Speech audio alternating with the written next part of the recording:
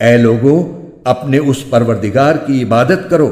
جس نے تمہیں اور ان لوگوں کو پیدا کیا جو تم سے پہلے گزرے ہیں، تاکہ تم متقی بن جاؤ۔ وہ پروردگار جس نے تمہارے لیے زمین کو بچھونا بنایا اور آسمان کو چھت اور آسمان سے پانی برسایا، پھر اس کے ذریعے تمہارے رزق کے طور پر پھل نکالے، لہذا اللہ کے ساتھ شریک نہ ٹھہراؤ جبکہ تم یہ سب باتیں جانتے ہو۔ اور اگر تم اس قرآن کے بارے میں ذرا بھی شک میں ہو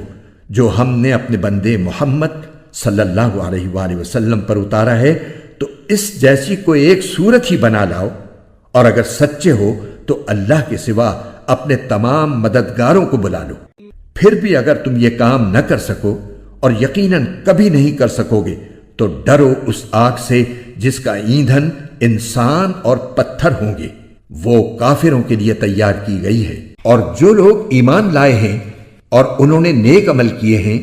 ان کو خوشخبری دے دو کہ ان کے لیے ایسے باغات تیار ہیں جن کے نیچے نہریں بہتی ہوں گی۔ جب کبھی ان کو ان باغات میں سے کوئی پھل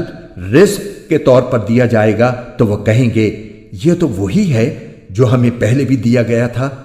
اور انہیں وہ رزق ایسا ہی دیا جائے گا جو دیکھنے میں ملتا جلتا ہوگا، اور ان کے لیے وہاں پاکیزہ بیویاں ہوں گی،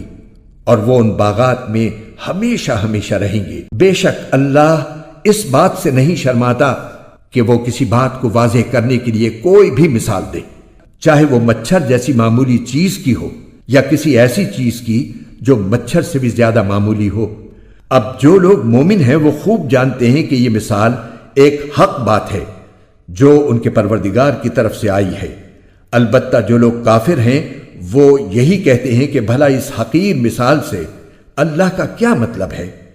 اس طرح اللہ اس مثال سے بہت سے لوگوں کو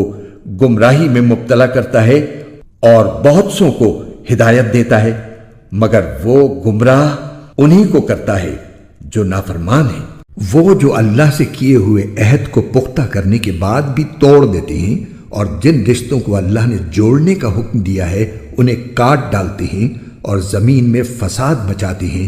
ایسے ہی لوگ بڑا نقصان اٹھانے والے ہیں۔ تم اللہ کے ساتھ کفر کا طرز عمل آخر کیسے اختیار کر لیتے ہو؟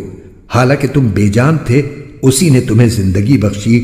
پھر وہی تمہیں موت دے گا، پھر وہی تم کو دوبارہ زندہ کرے گا، اور پھر تم اسی کے پاس لوٹ کر جاؤ گے۔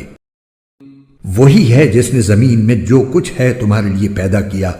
پھر وہ آسمان کی طرف متوجہ ہوا، چنانچہ ان کو 7 آسمانوں کی شکل میں ٹھیک ٹھیک بنا دیا، اور وہ ہر چیز کا پورا علم رکھنے والا ہے۔